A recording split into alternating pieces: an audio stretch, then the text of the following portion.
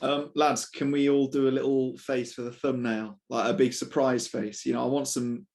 That's perfect. Yeah. Right, you ready? 3, 2, 1. Yeah, that's the lack of emotions that normally shows.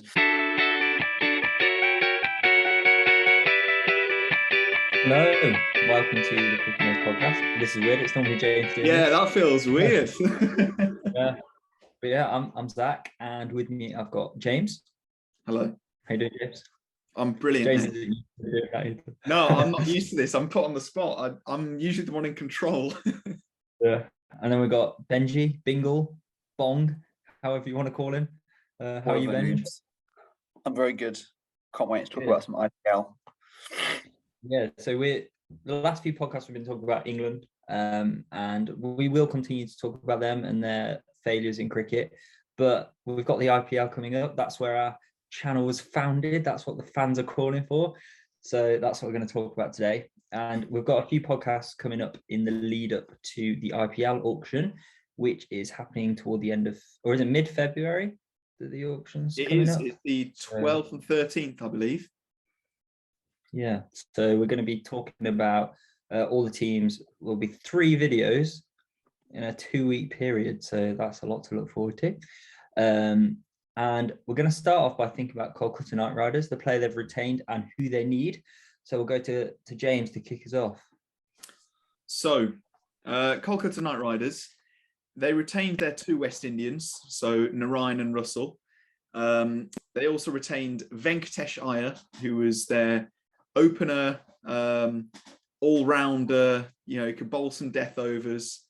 And I think they've retained Varun Chakravarti as well, who's another mystery spinner. So they've got 2 mystery spinners and 2 seam bowling all-rounders. So it's quite a good core, actually.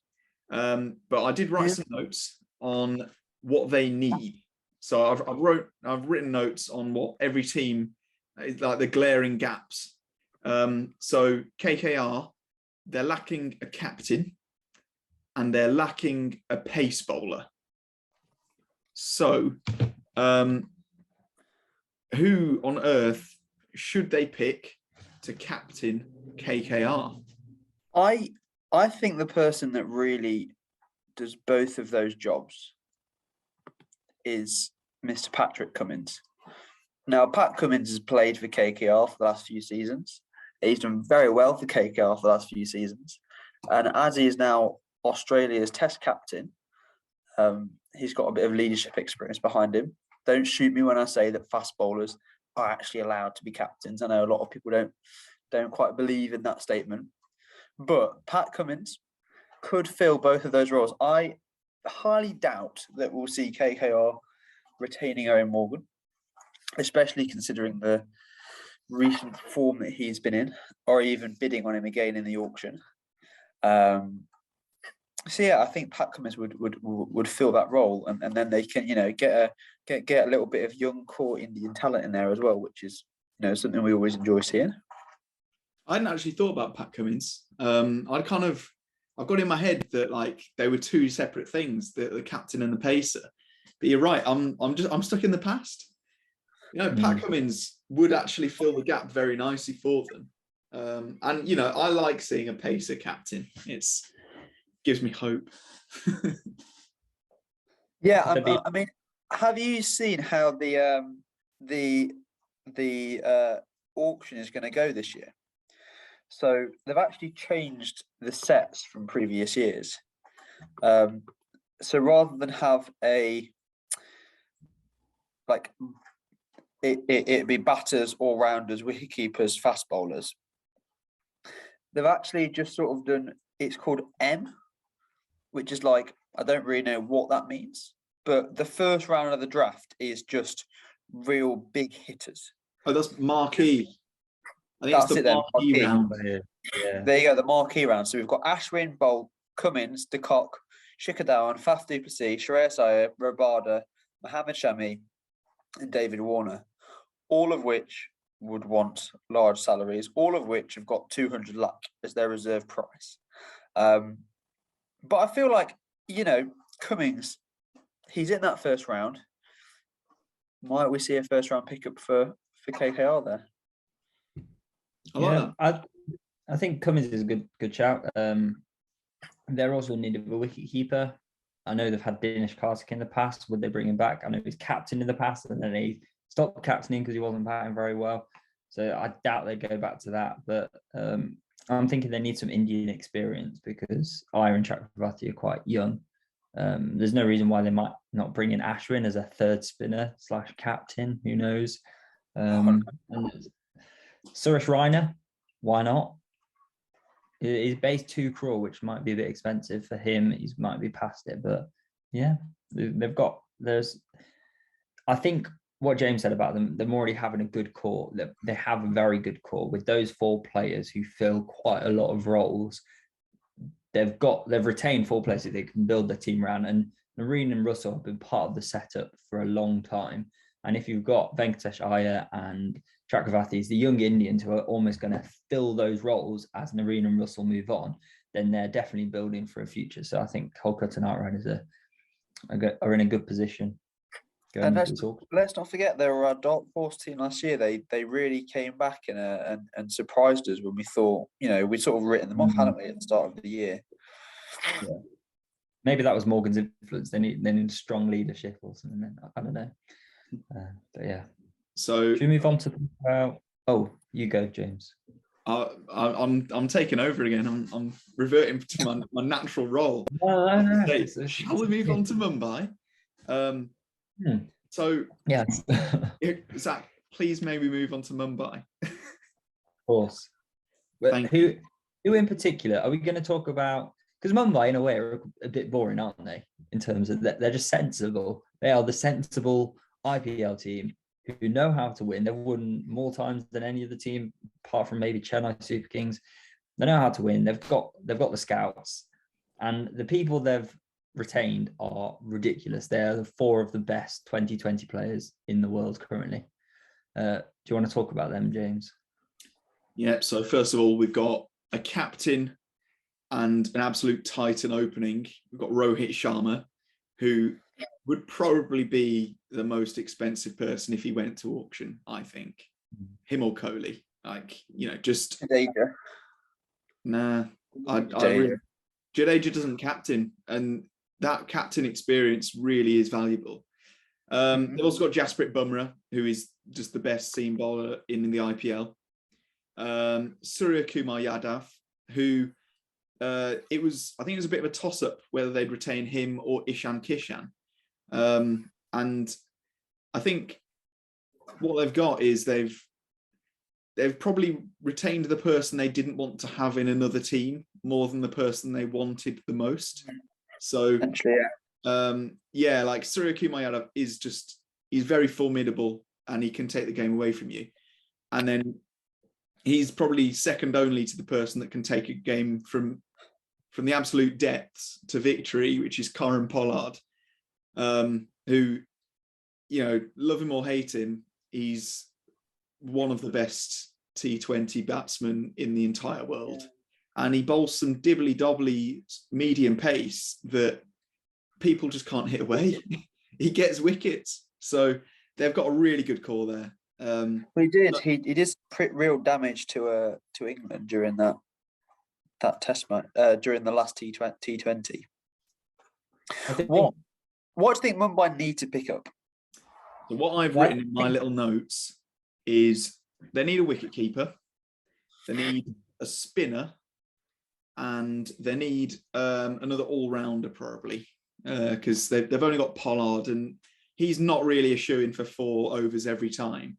And so on that point, they've got one overseas in Pollard, which they've retained. Round 3 of the draft, we see Mr. Hasaranga, young Sri Lankan talent, leg spinner, and can hit a ball. Let's be honest, we saw that in the World Cup. So Hasaranga was obviously for RCB last year, but do we think that possibly that could be something that it's a classical Mumbai type of player, someone who's done well internationally, then they pick them up and they'll fit into that setup nicely. In terms of wicketkeeper, there's I think probably 2 obvious people that that you can go for in Bairstow or Billings. Again, they're both first round picks. Sam Billings didn't have a team actually, I don't think. You know, he was Delhi Capitals last year, but he didn't play. I don't think from memory. But there's just a lot of options, isn't there? I was going to mention Bairstow for Mumbai Indians because imagine Bairstow and Rohit Sharma opening the innings for Mumbai. It's ridiculous. Like Bairstow's got experience in the IPL already, and he could be quite formidable at the top of the order. Maybe even someone like Faf du Plessis. I know he's not a wicketkeeper, but again, like they've got enough. Well, they've only picked one overseas player in Pollard, so they've still got loads of overseas players that they could pick. Do you think they'll bid for Quinny? Say again? Do you think they'll bid for Quinton de Kock? We've had him for they've years. Had him before, so they might want him back. They had to release quite a lot of players. Like they had 2 wicketkeeper batsmen in Ishan Kishan and Quinton de Kock. Yeah. So they'll probably want to get those wicketkeeper batsmen, and they're in a position where there's so many different people to pick from. Glenn Phillips from New Zealand, he's in the auction as well. He's excited. I'm not sure if he's played much IPL before, so yeah.